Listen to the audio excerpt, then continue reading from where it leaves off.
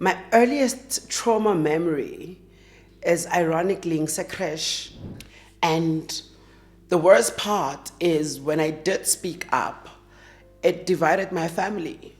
So I think the day I decided to stop weed and stop alcohol was when I knew I'm fighting again and I'm gonna give it one more shot. I was doing loans, and that's when I then started building myself up.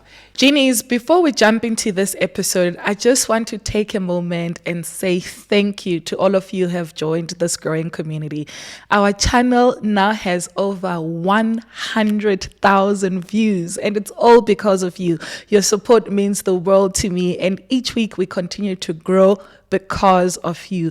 Every subscription, every comment, every like ensures that this podcast becomes bigger, and the bigger it becomes, it means we bring you even bigger guests.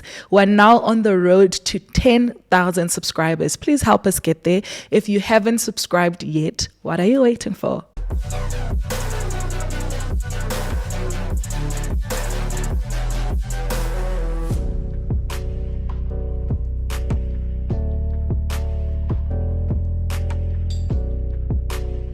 Welcome back to Access Genie, the podcast that opens doors to success in the world of entrepreneurship.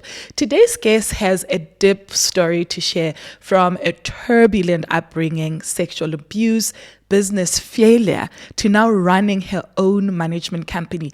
If you've gone through a tough time in your life and you're looking for a way to pick yourself up, this episode is for you. And if you're someone who wants to just learn from failure and how to use that to grow yourself, this conversation is for you. And if you're just looking for somebody to inspire you to start your own company from scratch and build it up and manage talent, this conversation for you. Today, I'm joined by Mathabo Mbele. She is a radio host and producer turned entrepreneur. She's the founder of Media Guru, a talent management agency that works with amazing stars such as Blood and Water star Kosi Ngema and TikToker, dancer, and musician Hope Ramafalo. Thank you so much for joining us, Mathabo. It's only a pleasure. Thank you so much for having me. That was a grand introduction. Because you've done so much, but on top of doing so much in your life, you've also been through a lot. But when I look at you and look at how much your business has grown, how much you carry yourself, and how you're just full of joy, I'm so inspired. And people might not know this about you. You've been experiencing a trauma in your life from when you were pretty young. Can you take me back to your earliest moment of experiencing trauma? My earliest trauma memory is ironically in crash. My abuser, I don't want to claim him, the predator who was in my life at that time, used to take me to a crash, and I'm obviously under the age of 4, right? And so I've never known a life without trauma. I've never had an experience where things are okay, things are smooth. It's just always been something is about to go down, right? So yeah, just to answer that question quickly, I think I was about 3 years old. That's like my earliest memory.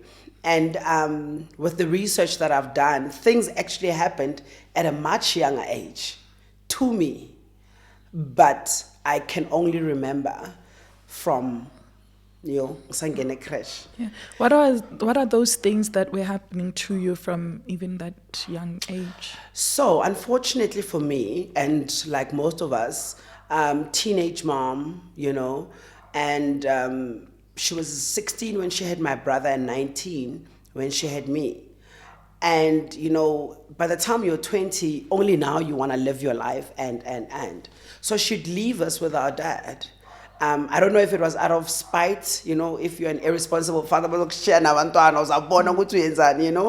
So my mom would leave for whatever reason.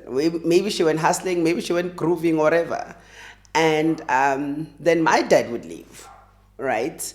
And unfortunately, yet again, for me, I had this predator in the family who was aware of our family dynamics, that my parents are, quite volatile in their relationship. And I think now that I know that predators always want a victimized child. You know what I mean? If you're already in an unhealthy family. So I became prey to this guy because he was part of the family. And I mean, he would finger me at a young age. He would make me, you know, suck, you know. I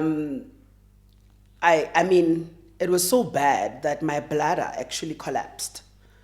And I was bedwetting until I was like 16. And that was something I had to just carry with me. And I think that's where my confidence came. Because, you know, that thing was cool. We'd always used to tease each other. And I was that girl who was always teasing, you know? And I was okay with it because I knew, Uguti, it's not my fault. Something is wrong.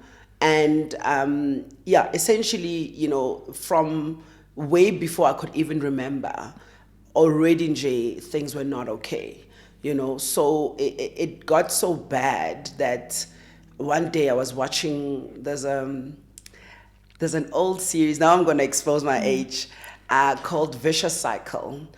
Bommeli bontate, that was the theme song. And one of the kids in that home, it was a story about a, children's home, was sexually abused and she had to speak. So that's when I broke down. I was like, oh, okay, so this is wrong. This is not supposed to be happening. But now this is Mathabo, the 9-year-old. So from the ages of maybe, let's say, 6, 9 months, who knows, all the way until 9, I was in this guy's space. He would buy me clothes, and I didn't know then, but he was conditioning me to see him as a hero because most of my parents are out there doing their things.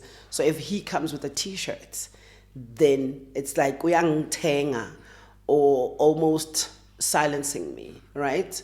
So yeah, that's the rocky start I started from. And it didn't help that my parents were quite physical also. My dad was a karate sensei and my mom was an angry black woman. So those two was just like big like combustion, you know, when they're together. I mean, the most traumatic story or memory that I have that does not necessarily include my body being violated is the day my mom was axed on her head by my father. And I mean, I've always been a big baby, you know, and my mom had to carry me for a good 6-7 kilometers to the nearest police station. She was smart enough not to pull out the axe, because had she pulled out the axe, who knows what would have happened at that time, you know? So yeah, for me, just that walk, she was weak. And Angazi, if you've seen this, but blood reacts like a candle wax. So if you've got blood going down your head, for instance, it builds up. So I kept on touching it.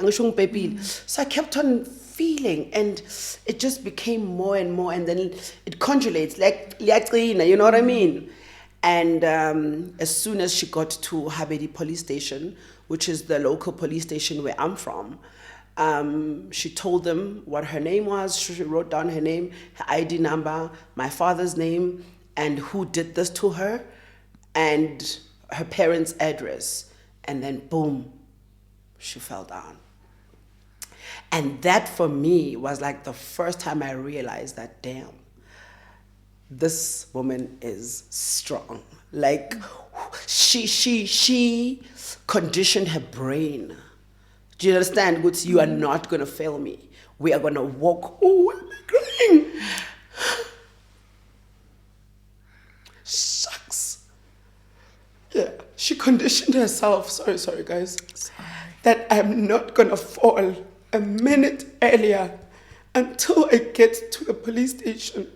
So they know who did this to me. Yeah. They know where to take my child should anything happen to me. Right? So for me, it was a very rocky start. And I I knew then that my mom was like a hero. Yeah, I knew then that she's a hero, and there's no way I could be weak. And by that, guys, please don't be alarmed by my tears. I'm such a baby. But yeah, it was truly that part. Like the first 5 years of my life, if I could, I probably would just like redo it, just so I could hug that little girl and make her feel safe in her own body, make her feel safe in her own family, in her own community, in her own country, because that Mathabo feels so let down by everyone. And the worst part is when I did speak up, it divided my family. Till today, my paternal family sees me for nothing. I could be the president of this country, but because I spoke out, I was blackballed in my family. I could be the most influential, impactful, life-changing human being in my family, in my paternal family.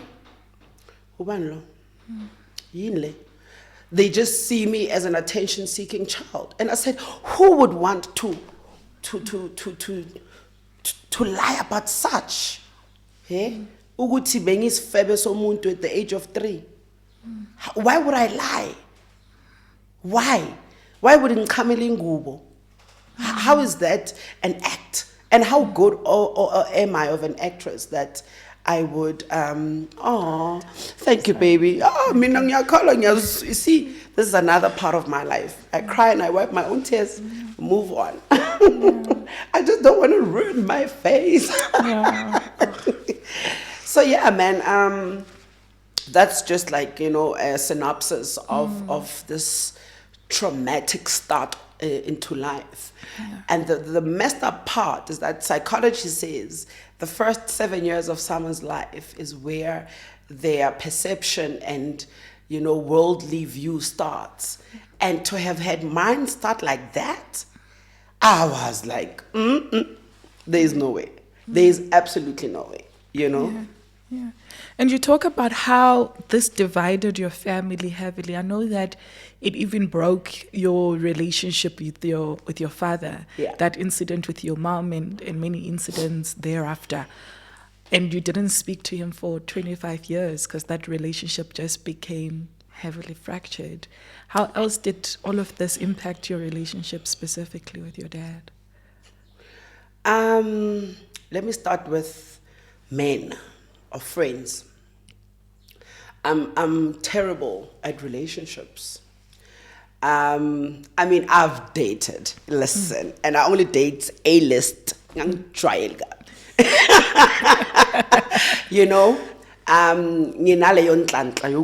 would, find like good, financially stable, but it won't last because anginayo lembewo edingekayo to be someone's wife. If anything, I don't want to use the word hate because then that would make me an aggressive black woman. But I've got no space for men. I've got no tolerance for men. All I see in men is red flags. And I do disrespect men a lot, especially if like we're in a romantic space.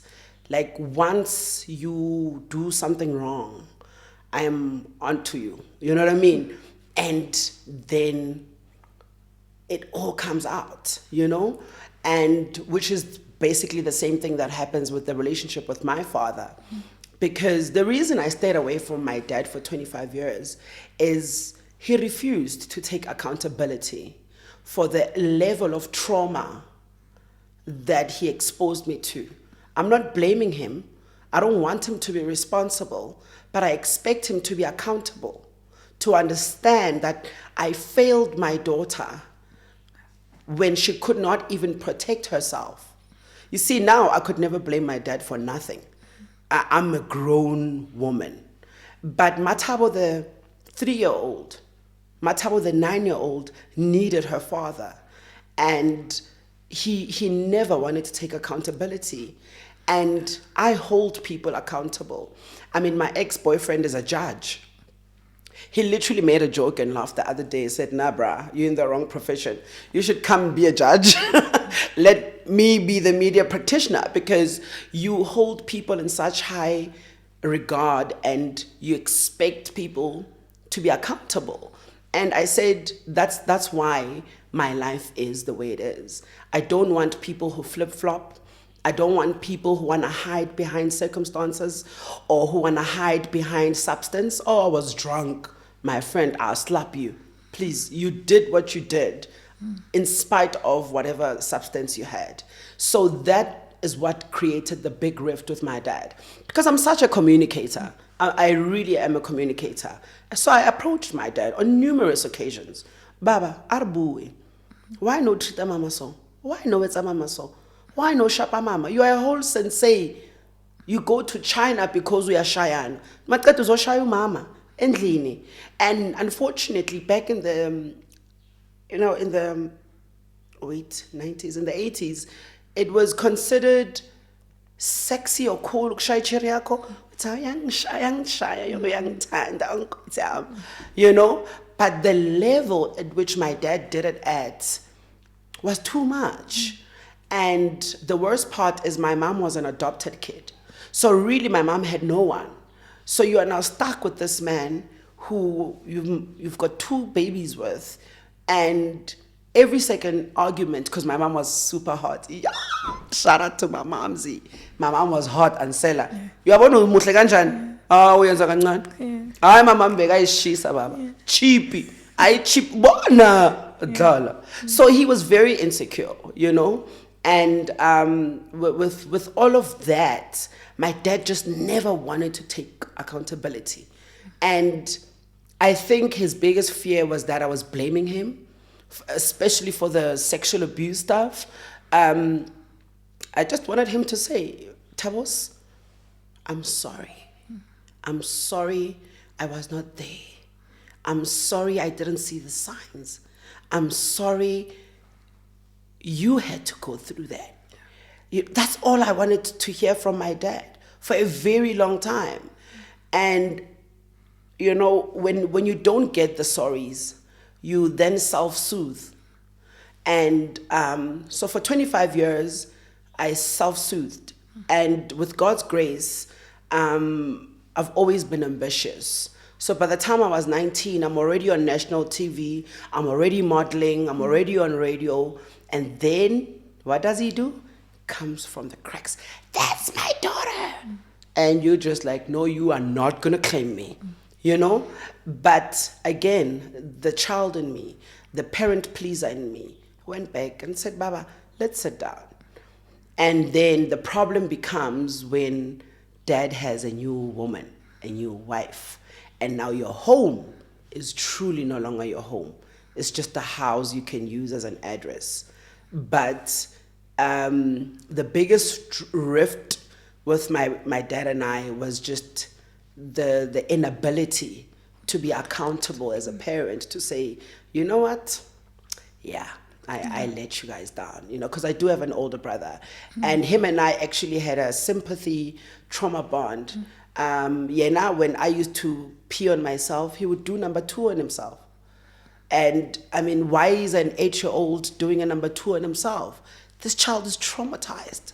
This child saw his mom be beat down every day. And my brother was he's an avoidant kind of attachment style. So he would see them and he would just sleep. Me, now what do? I go in. There was a day I even poured my mom with hot water by accident, because I wanted to burn my dad. But you know, in the fight, you know what I mean? So my chat is always been around, just be accountable, Baba. Say you're sorry. Make me believe you love me.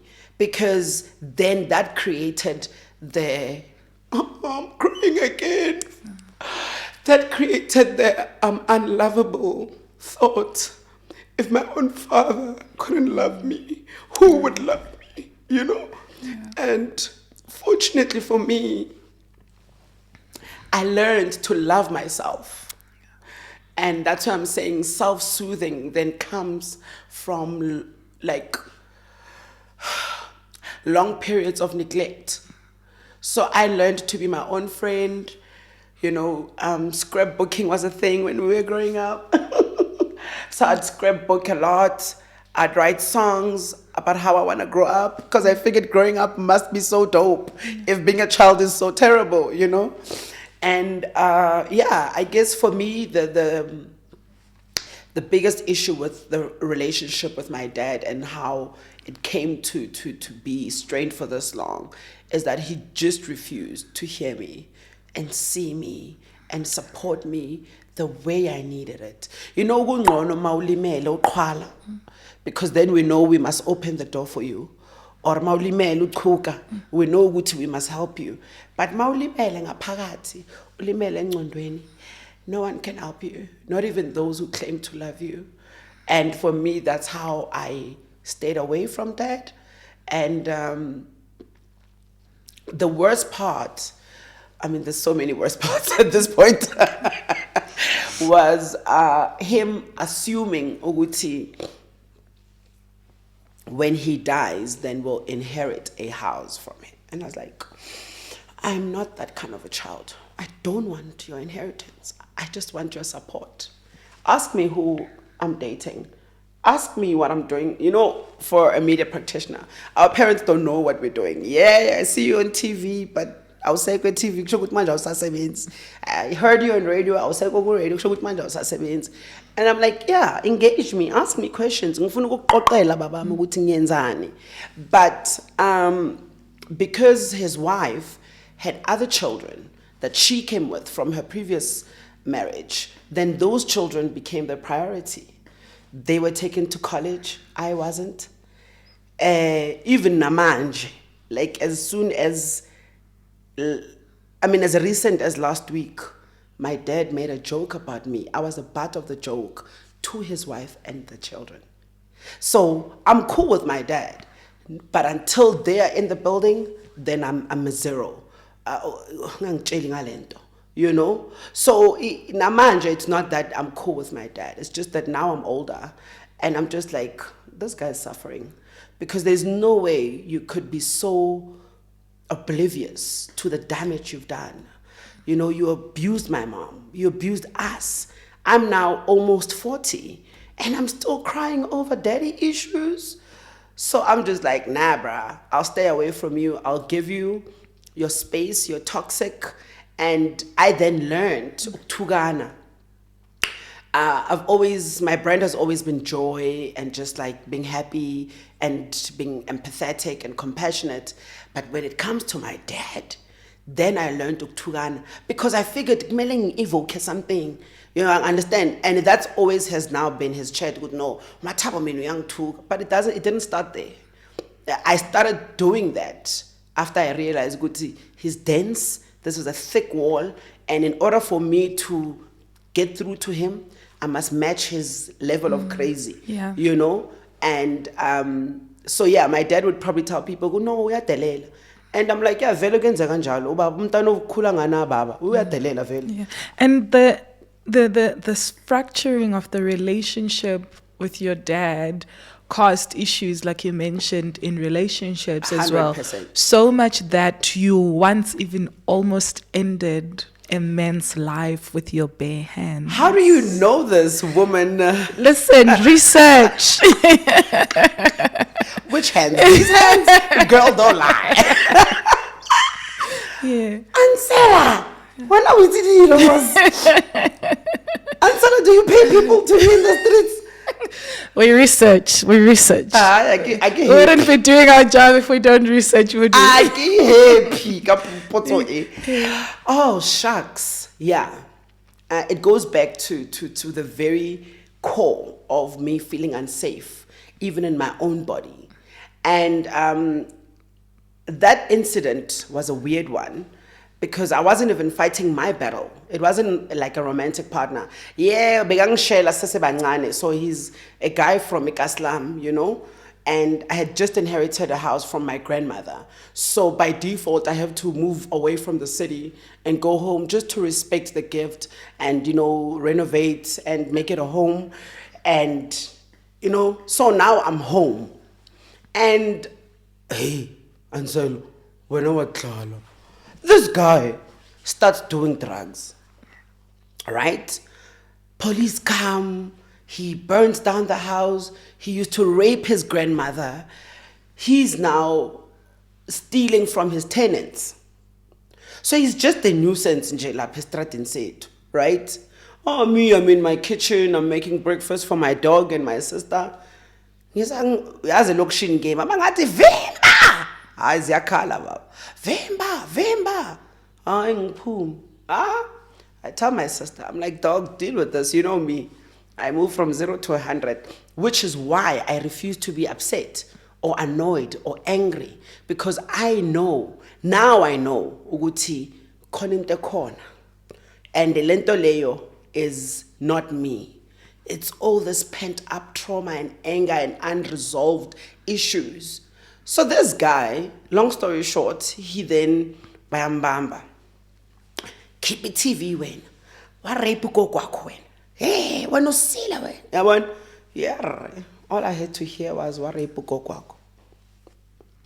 All I needed to hear is that he used to do that to his grandmother. And said, ngangena garage yami ngalanda kharafu. And it was not Mathabo anymore. It was like 30 years worth of, you understand? It got so bad. I mean, I don't want to expose too much now. I'm in jail because I'm ning pesukene because manga kulma too much jail. But I'm shy boy. So kuzwa mina ke manje, because then people can identify good. Oh, I salvele TV la, sesikipha loba bhlungu, and it's only after that day that I knew I needed therapy. I've gone through everything, the loss of my mom, even the way my mom passed on, my dad issues, my childhood traumas. But that day, I knew, sis, on your own you can't do it. You need professional, assistance to be able to regulate your emotions. Because what I identified from that incident is that I lose it. Most men actually say this, I just saw red. I didn't mean to kill him or her. That's what happened to me that day. And for the first time, because I'm quite introspective also, just like as an individual, because I'm super self-aware and stuff, I had to look at myself in the mirror and say, Ausi, that's what I call myself. I'm like, Ausi,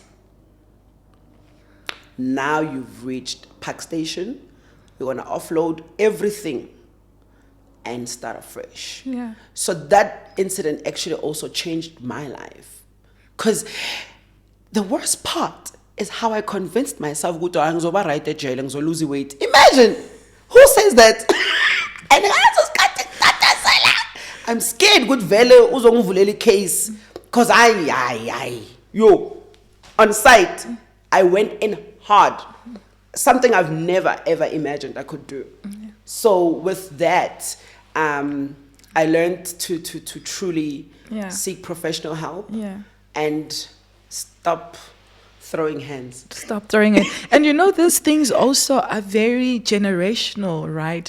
Because your biological grandmother also had a history of violence herself. Please tell us a little bit more about that. Dude, you know way too much. I need to know who's on your payroll, Ansela. Ansela, who's on your payroll? Listen, journalists over here. We ask questions and get answers. Okay. Like I did mention, my mom was adopted. Although it was a family adoption, she was adopted by her paternal aunt. So my biological grandmother was from Lesotho. Melili, may her soul rest in peace. So Melili was, what we call a slave queen. Yeah, mzukwana. So she went out one night, and this guy wanted to force himself on her, right? And my grandmother was like, nah, I'm not going down like that. And so she's like, no, relax. Relax. I will relax, okay? I'm cool. No, let me go down. Ngivus. Makathu evusa wayithi adabuka into umfana. Gijima gogo. Wabaleka. That nigga died. Mm-hmm. So my grandmother then became obviously most wanted in Lesotho. That's when she crossed over to South Africa. And that's how she met my biological grandfather, whom then had a child, which is my mom. Yeah. So you're right. A lot of these things we are dealing with are generational. Because the fact that my grandmother was about to be raped and her granddaughter gets raped. Do you understand what I mean? Yeah, you're right. Yeah. Because even with my mom, the fact that she was 16 when she gave birth to to my brother is a problem because it was still statutory rape. How is a 16-year-old giving birth? So it was my grandmother, then it was my mother, then it's me. So to be quite fair and honest, somehow, I am calling you this time, Nina Mang. I'm not crying.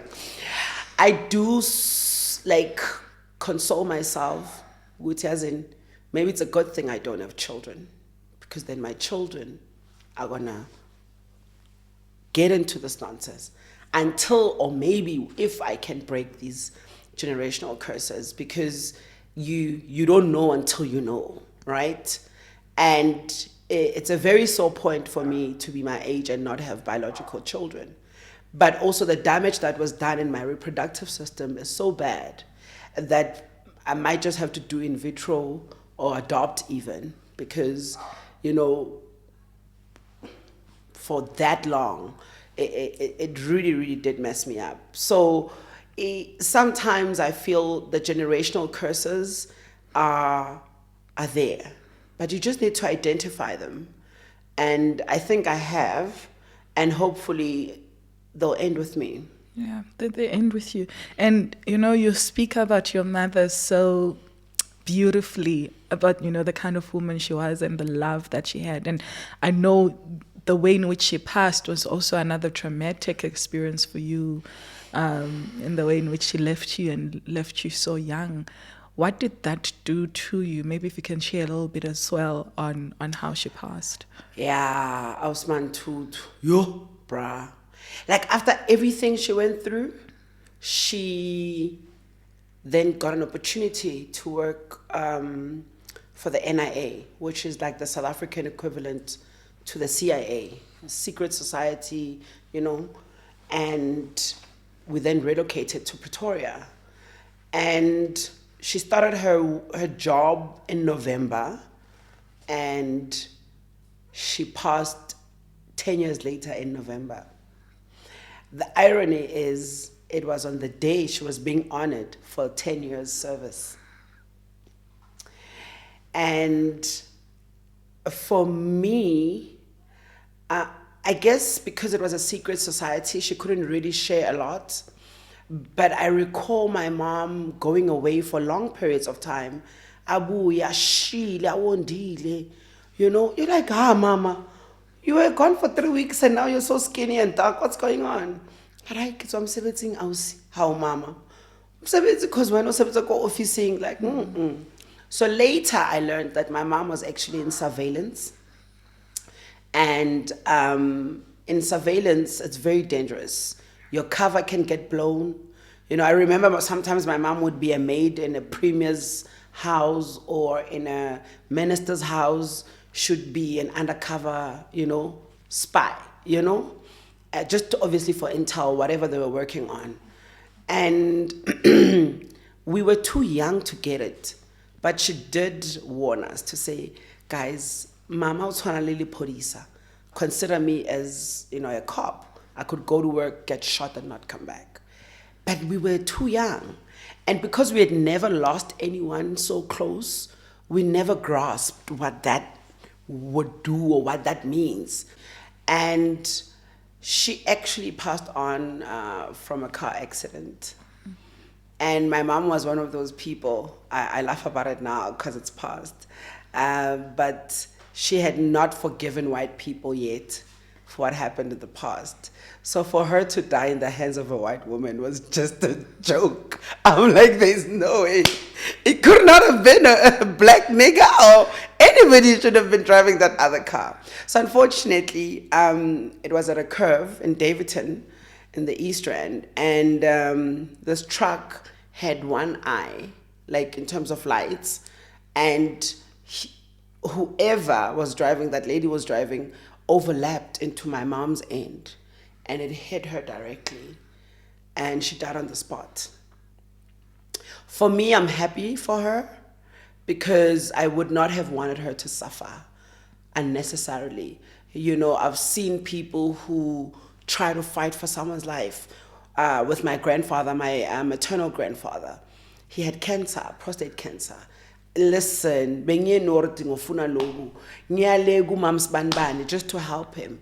And the trauma and the financial part of the things that come with, you know, trying to fight for someone's life. So when I say I'm happy for my mom, that she passed on the spot, she didn't have to deal with any of that, you know. But for me, the cruel thing about life is having to go to the car to get her ID and I find her foot. Yeah. I found my mom's foot in the car and I was like, yeah, it's official, you know? And this is Mathabo, the 19-year-old. I'm literally on top of the world. I mean, I'm on SABC One. I'm on, you know, national radio. And for that to happen, to say I died in that moment is an understatement. I died a million deaths. The only fortunate part is that with my SABC gig money, I was able to buy her a Michelle Hebelin watch. Because apparently Michelle Hebelin ke level for Mathabo, you know? So when I got paid, I asked her, Mama, what do you want? She's like, I was KFC. I'm like, no, man, think big. So she's like, yeah, I'd love to have a Michelle Hebelin watch. I went to Krista, got it for her. So those are literally some of my few positive memories, you know, that I'm like, at least I was able to make her happy without even knowing it's her last days. And it took me about 7 years, Ansela, to accept that my mom is gone. The worst part is there were also rumors that she was assassinated. Like it wasn't a natural accident. Not that there's a natural accident, but it wasn't an accident. It was planned because of the nature of her work. And that messed up my mind. That messed up my spirit. Because for 7 years, I kept on hoping, oh, this is just another project. She's gone. Because it's dangerous, they just wanted us to believe she's gone, but she's going to come back. So I dream about her over and over and over again. And I was in denial. I started being promiscuous. I also just gave up on my career. I fell off.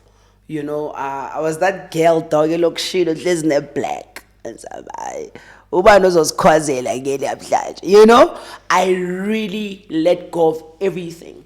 Because the reality is, I don't think I wanted to be a media practitioner. My mom is the one who wanted to be a journalist.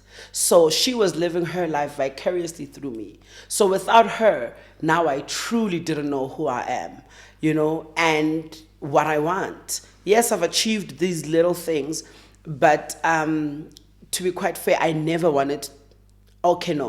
saw myself on TV. I thought I'd definitely do well on radio. And when radio didn't happen, TV happened. It's like, oh, okay, let's do that. But Inhlizyo Yami was always on the radio. So when I gave up on radio, that's when I knew, the girl is down.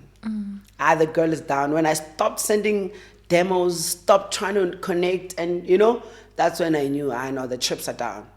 And the fortunate part with my psyche is that when I'm down, I allow myself to stay down. Stay down for as long as it takes. I used to be laughed at.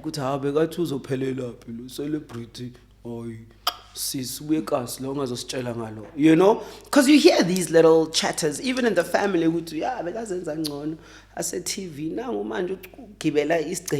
those local taxis. And so I take a shop right, because I'm sure there's classism and all those things. So for me, my mom's passing really left me more alone. She had promised me when I turned 21, we're gonna open a case against this guy in the family, right? Because then I'm old enough, I can stand up in court and I can stand up for myself. But we never made it to that. So I really then felt alone. And like I said, it was the manner in which she passed on and also the rumors afterwards, no, Bambulele, and for a child, that was traumatic. Because even the colleagues now stayed away because they heard the rumors, people are talking, and the only positive from all of this was my little sister. My mom left me with a little sister. She was 4 years old. And I knew when my sister was born that I was meant to be a sister, if you get what I'm saying. I loved my sister. I love my sister. And she truly became my life savior. I've always been a disciplined, ambitious kid, but when that happened, I knew I had to go harder. I knew I had to do it for this one. Now I had a reason to really prove a point which I'm gonna raise this child the right way. How did you get out of this rut? You've expressed what that rock bottom was, where you gave up on yourself and your career. How did you manage to lift yourself out of that to be able to try again and move on with life? I started small. Firstly, I knew I'm at the bottom. So it's fine. Let me stay there. I stayed there for as long as I needed to. I stayed there for a long time, Ansela. And I was okay. Ungagezi. Phuza utshwala every day. Ulala nabafana for no reason. Kipita nje, you understand? But the day I knew it was over, I think I'd fallen and almost like broke my arm. And again, I saw pain physically, right? And I was so stressed because bed. And I stayed in my bed and I cried and I cried and I cried. And that cry, I knew it's not the arm cry, it's my life cry, And upon that, because my brother and I have always been close, not only with age, but just like relationship, we're best friends. We then decided to open a sandwich business. Hence, I'm saying I started small. We were fortunate enough, because we did grow up in the city in Sunnyside, Pretoria, when it was still clean, not now, when it was still, So we have a sense of security in Sunnyside because of we know all the corners, we've got friends everywhere, you know what I mean? And we also were exposed to the number of professionals in the Pretoria CBD. All those buildings is full of people. And in the morning, traffic is intense, primarily because of, the work, the corporate life, So yeah, we started selling sandwiches in the morning. 5 a.m. we're in the streets, coffee, sandwich, 10 rand, 10 rand. By 8 a.m. we're done. We go to restock. We started making a profit, 100 rand. Started making 1,000 rand, started making 5,000 rand. We started hiring other people. We started doing lunch now. And gancane gancane, you know, I got back to myself, right? And I've always been a fighter. And although now I no longer identify as Imbogodo, which was part of my get up and do it. You're a woman, you're strong, you know? That was my get up and go. Although now I'm on the polar side of the I don't want to be strong. The girl is exhausted. I just want soft life. But for me then, I knew to self-motivate. I knew Uguti because of, I mean, I've always been popular from like high school, you know? Because of the so many people who actually know me, there's no way I could go where I'm like, Mathabo, you know? And everybody would say, you haven't changed. You're still the same bubbly, loud, happy Mathabo. And I was like, wow, so, okay. It was a positive reinforcement to hear from different people. No, you dog, we still love you, come on. You're still amazing. And yeah, in terms of finances, that's where we started. Dog, it's my sister, my brother, and I. Share a room. You understand? And this is someone who was at top of a game. At 19, I was doing this and that. And now at 25, you know? But I took it slowly. Oh, I quit the weed. I quit the drinking. I knew with every cent matters. Because now we needed to pay rent. So I think the day I decided to stop weed and stop alcohol was when I knew I'm fighting again.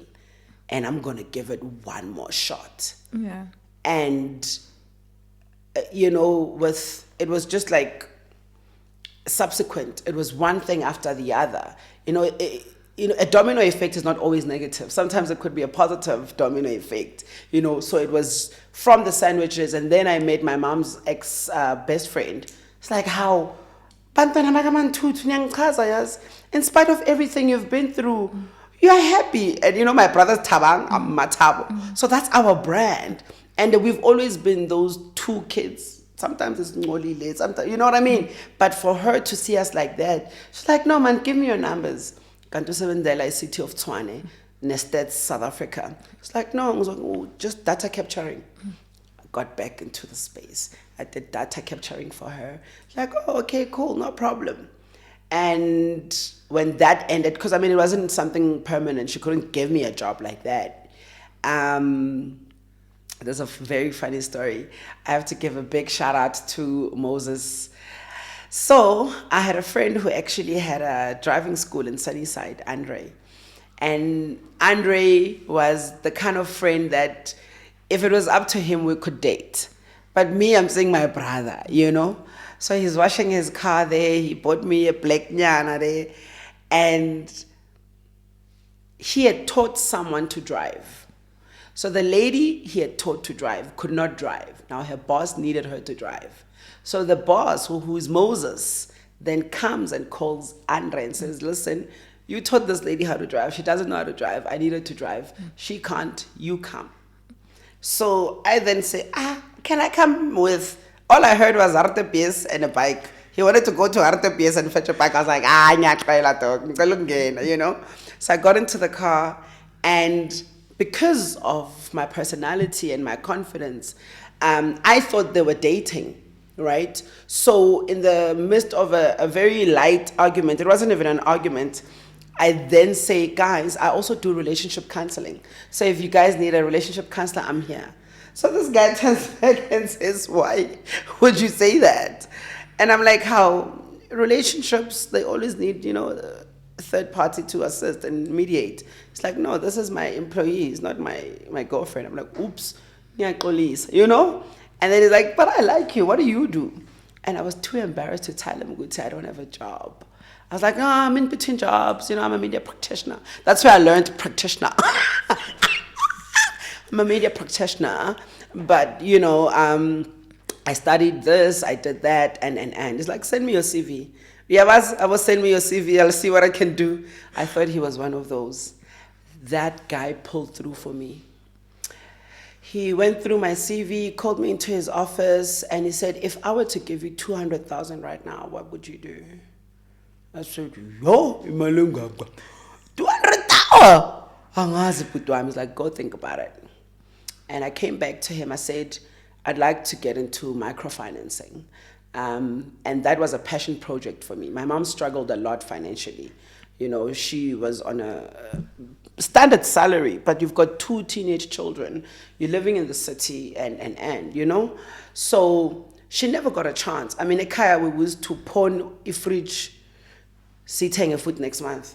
I'd pawn the microwave, buy it again in 2 months. You know what I mean? So we'd always had like financial struggles. And for me, to say I want to do impact investing, by particularly focusing on the females who are struggling but who are employed, that's when I went to UCT, to the Bertha Center. They do advanced business courses, and I did impact investing course, impact investing as a course, and impact measurement. And came back and I started the microfinancing company. So I was doing loans, essentially. Mashonisa. I was doing loans, and that's when I then started building myself up. You know, and I remember I fought with my then best friend. And she's like, you know, because I lived in the office. You know, because I figured, listen, if I'm going to be selling money, I don't need to be spending money. You know? So I stayed in the office. I took my sister to boarding school so that she could be obviously taken care of. And yeah, I stayed in the office, and, you know, one thing came to another. And then I introduced myself to just like going online to search for jobs. I've always been a people's person. So if I need a job, get into it. But now I officially said, you know what, let me look for opportunities, because what happened in that microfinance business is that the consumer has become smarter. By that, I mean, people know Gutama debit orders go off between 5 and 7 in the morning. So when they get paid at 12, they move their money to another account. Now, if 2 or 3 people do that, it's fine. As a business, we can still, you know, operate. But when 80% of the people you've loaned money to move their monies, and now you can't get that money, now you must run after them, then it really was not lucrative. And our collection, because the National Credit Regulator has a lot of red tape. So you can't go and klapa and sell and get your money, you know? So yeah, I gave back the monies that we were able to salvage. I'm like, yo, thank you for the opportunity, but I don't want to waste your money further. The business was supposed to be airtight, it was supposed to work, but the consumer has become way smarter, and there's nothing we can do if people move their monies and we can't access it. Yeah, and I think that's also a very big lesson in investing in a business idea, being able to do enough research to know which businesses will work and which business wouldn't, because I think there's a huge debt crisis in the country. Globally, in general, people are living on debt, and they just can't pay the debt. Yeah. So I think that's a big lesson to say when you're looking to start a new venture. Yeah. Always do enough due diligence to see how that business can survive. But then you were able to then move from that to founding Media Guru now, which is now doing so well, and you're managing talent like Hope, like Kosi, and doing so well. There's a number of projects we've done together. How did that business come about? So, going back to, I've always been a people's person. So when COVID happened, there was a project I was working on with Impact Hub. In fact, no, I got a big shout out to Tulane Khatebe. My friend Tulane, whom him and I had started a podcast. Well, I can mention it. It's not competition because we stopped. Even if it is, plug it in. Uncultured radio show. Yeah. Check it out on YouTube. Yeah. So we had started that, and I had some money because my sister's trust fund had now matured. So I had some money on me and I needed to just look for opportunities. But I knew imali iyaphela, right? So my friend beseka saying doing. So it's like, yo, DJ, my friends call me DJ, like, yo, DJ, me 50 down. I'll help you find a job. I'm like, dude, that sounds like a good plan. You're gonna pay me back and I'm gonna find a job? Great. So my friend Tulana Khatebe introduced me to Impact Hub in Rosebank, and they were looking for a community manager, right? And the lady who was leaving the position, whom I was her successor, fell in love with me, Miriam Davidovich. She's a lady from Serbia. And she's like, dude, don't take this job. Consult. I'm like, hey? She's like, I want to work with you so that you and I can work. These people, I know how they work. I'll teach you everything about, what they're. So I then approached Impact Hub. I'm like, yo, can you guys please not take me on as an employee, but as a consultant? They were like, you know what? You're right. And that's how I got into this space officially, because my friend introduced me to this company. Now I'm in this company now. The lady, the predecessor, says, no, I want to work with you. And she got me a nice apartment in Roodepoort on top of a mountain. It was subsidized. I mean, I was paying, but it was subsidized. And then we started working together, and I got to understand the global space, right? We did things like the Kanatake, which was a global conference down in Cape Town. We worked on a few local brands also, including Impact Hub. But when COVID happened, she then had to go back to Serbia, and I had to pick myself up. I was supposed to go with her. And said, why are you here and not in Serbia, Miguel? I started selling my furniture. Everything in the house. I was relocating to Serbia. Pillow talk. The husband said, no. Well, now you are too much. It's okay that you were here, but now you want to take this whole lady and uproot her from the whole of Africa and take her to the west of Europe. No, my lady. So the husband last minute said, no, it's not happening. She's going to stay in the country. She'll be fine. Now I find myself back to zero again. I've sold my furniture, and I wasn't selling it because I needed the money. I was just selling it, you know what I mean? I stayed in South Africa. All I had left was I still had the car and the bed.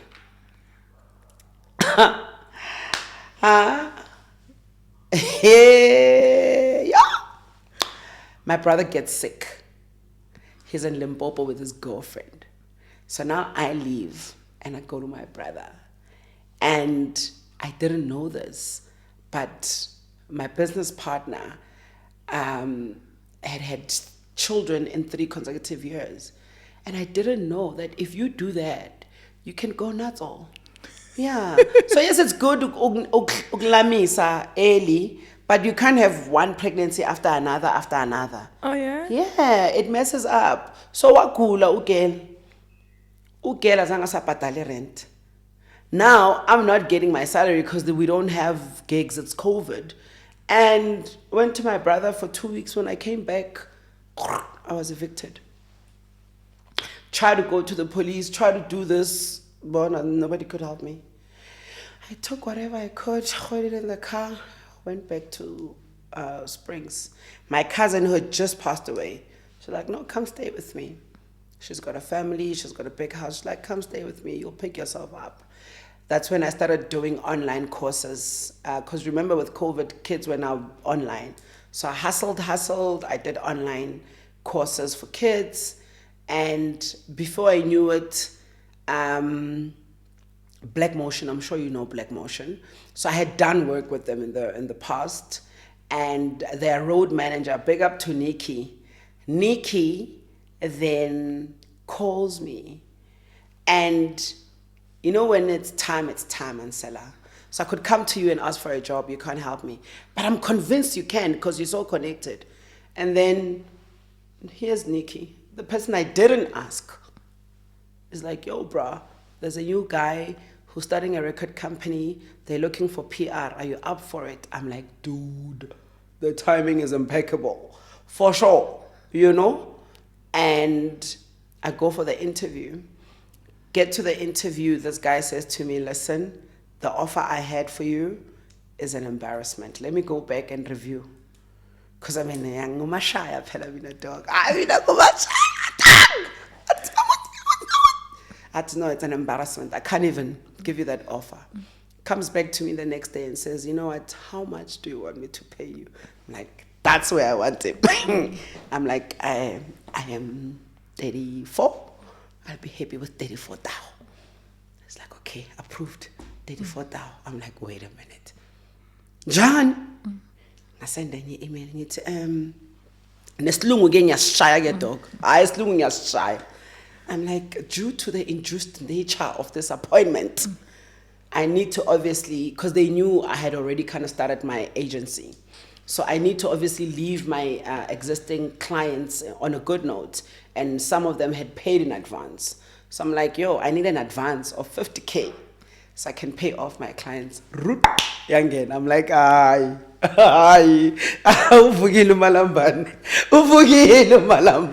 you know what I mean? And looking back, I got that job. I did PR for them. I mean, now the confidence is coming back. I'm calling my connects. But you would not probably know this, but in the industry, we step on each other's toes a lot because some people have bad behavior, and when you call them out, they blackball you and. But now I needed favors from my peers. Yo, real Koboza, I need to, I called my people at Eben Brew. They're like, don't worry, we got you. They came and covered. Called journalists. I'm like, yo, it's me.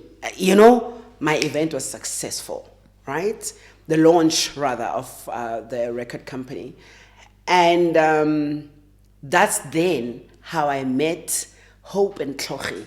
Because Hope and Tlochi were looking for a home, right? Because, their brand was already kind of picking up momentum, but also because they're kids and because they don't have so much knowledge, so they came to the record company to record a few songs and so forth.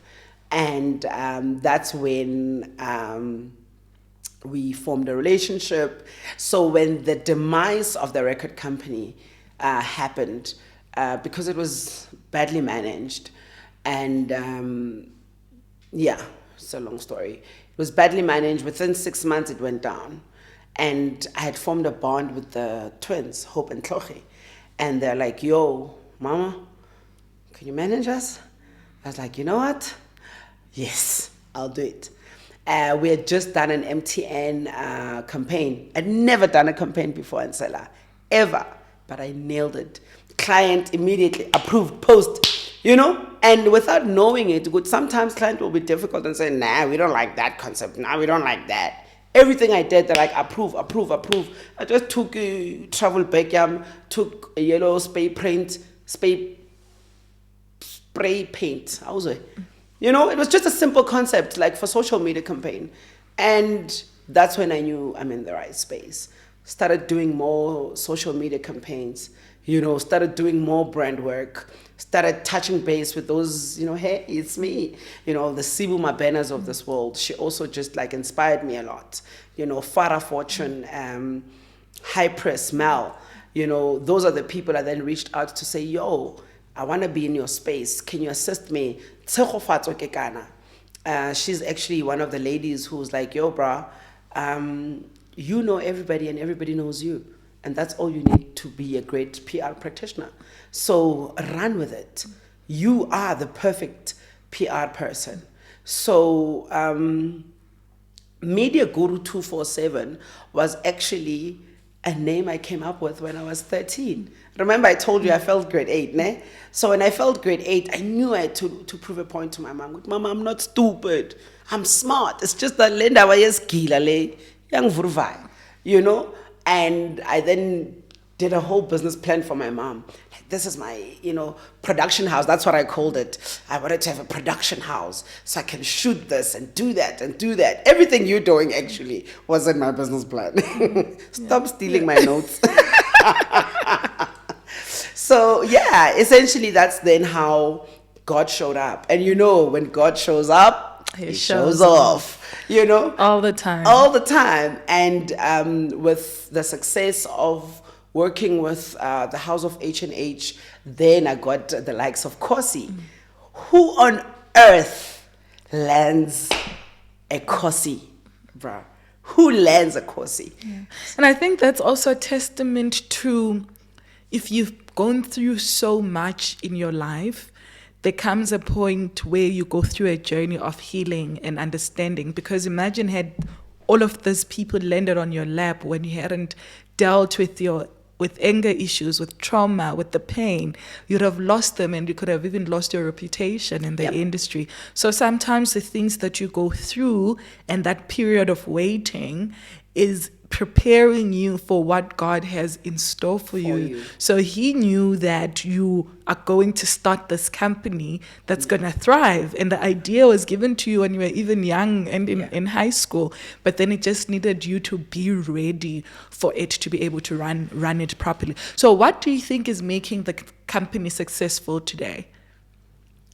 Right now, what I can attribute the success of Media Guru is consistency.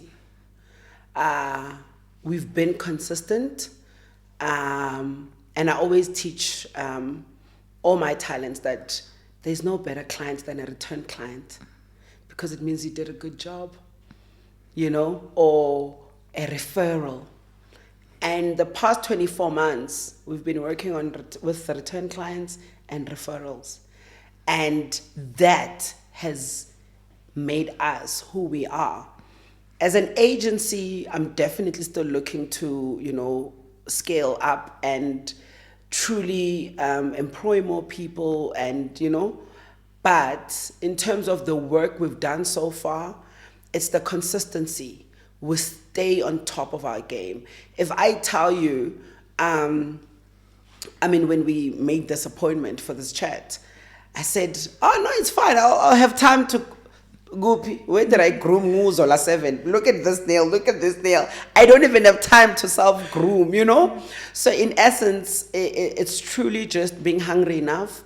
What makes us good is we are not into our past achievements. I always tell my talent, Guti, you are not even as good as your last performance. You're not good anymore. Start afresh and finding your niche. I think it's important that you find your niche. Don't say yes to every opportunity just because it's an opportunity. Because some opportunities are not necessarily from God. They're there to distract you out of the path that God has set out for you. So being able to, like you said, due diligence and the ability to have foresight and a vision. So that could work, that could not work. And truly speaking, saving money. We save money all the time. We have not spent monies we've made from last year. Mina velege, it's only today that I tried to look cute for you, but I'm a boy vele ngo Mathabo, you know. I don't stress about all these things, expensive clothes, So that also motivates us because I'm trying to buy a house, I'm trying to buy this. So we are truly just ambitious on that level. And I've been very fortunate. All of the talent that I manage, dikopwerk. Because a lot of people really do say managing artists is tough because they're divas and so forth. I've been so blessed. I think God said, I'm really man. Let me bless you. It's your time to shine. Yeah, it's soft life, you know? Yeah. So in essence, consistency. I think just also staying hungry. You know, you must eat, but leave space for dessert.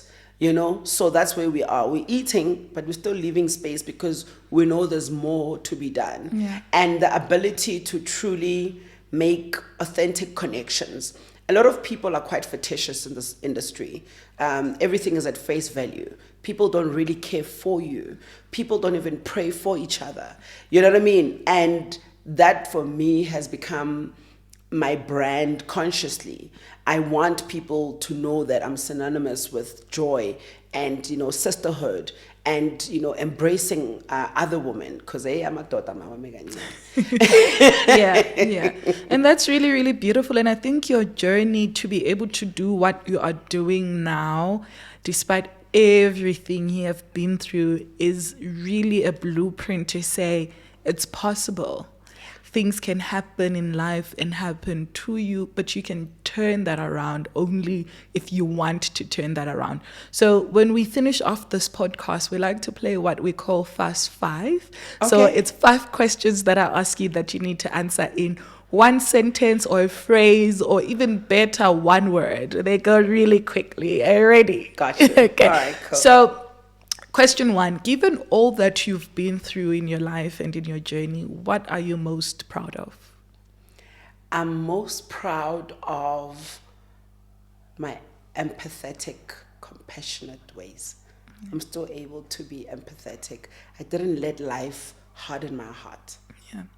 And if you were to talk to 9-year-old Mathabo who was going through all of that trauma, what would you say to her? I can't answer that. Mathabo, the 9-year-old.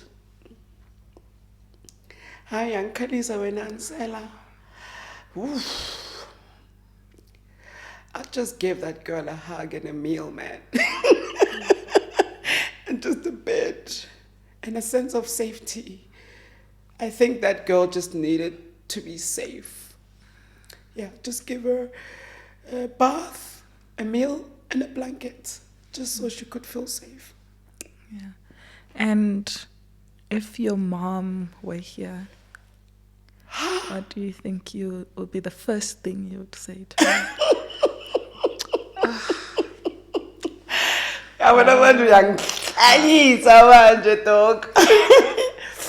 Wow, if my mom were here,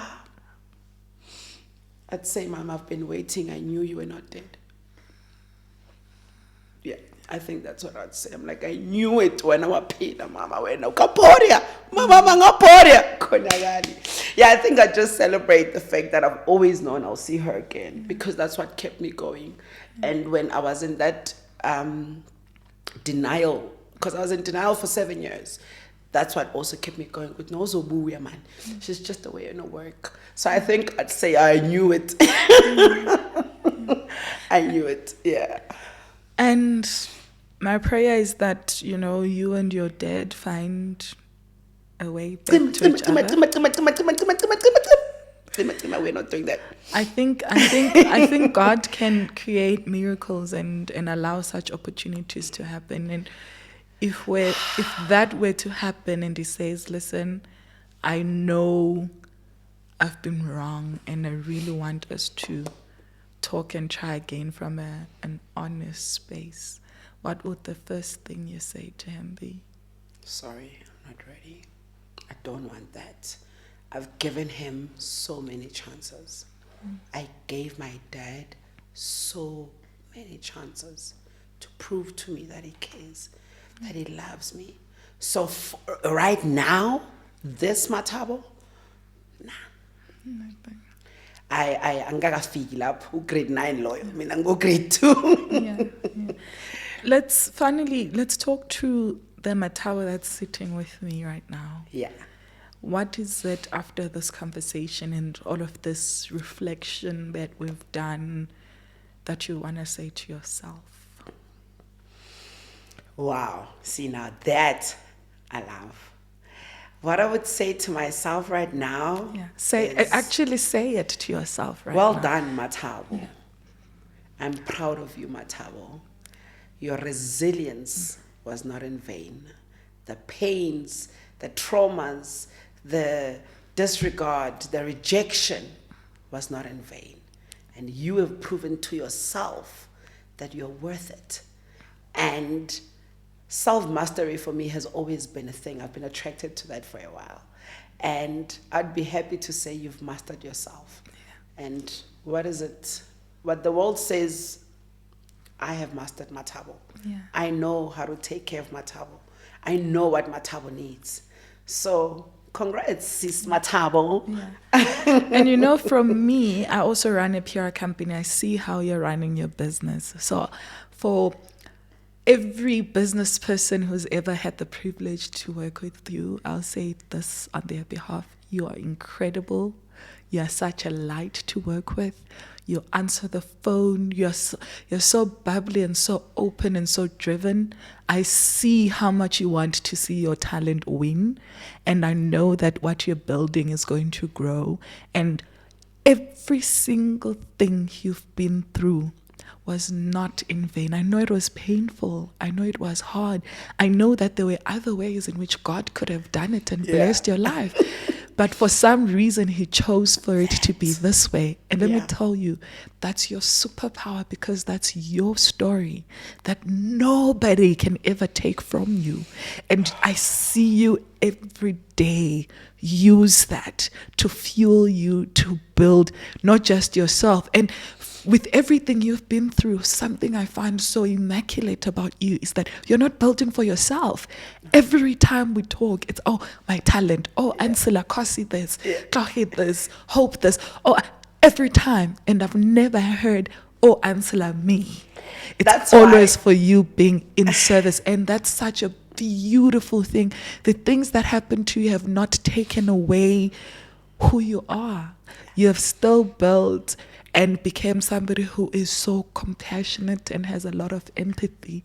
So thank you for being in service of others. Thank you for being here. Thank you for being in service to yourself. And I pray that this phase of your life, as you're about to get to 40, may life begin, as they say, life begins at 40. And may it be more bright and filled with sunshine and roses and travel and money and laughter. A baby. And a baby. And it can happen. And a baby. And may that happen for you. Keep shining. Absolutely love you. Thank you so much for being here. Thank you for having me. When you said you wanted to chat to me about my story, I said, I don't know if she's ready for all of this. It's raw, it's disgusting, it's painful, but if she can hear me out long enough, she'll know ukuthi God never lets down abantwana bakhe. uNkulunkulu uthembekile and uthembisile ukuthi I'll be there. Stay faithful. A lot of people want to take the glory for themselves. Me, I always say the glory goes to God. It's not for us. In my mother's womb. And that for me is where the story started. And there's no way I could have done everything out of my beauty, this girl doesn't even have a diploma. Do you get what I'm saying? It can only be God. It can only be God. And that's it for our conversation with the amazing, talented Mathabo Mbele. If you're an artist and you know that you are incredible, I promise you, you want a woman like this in your corner. She's the founder of Media Guru, who's doing exceptional work in the industry. Thank you so very much for watching, and a big shout out to our studio partner.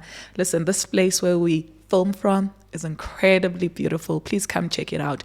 Check out the details on your screen right now. And if you want to get a discount when you book the space, please look at the details on the screen. Until next time.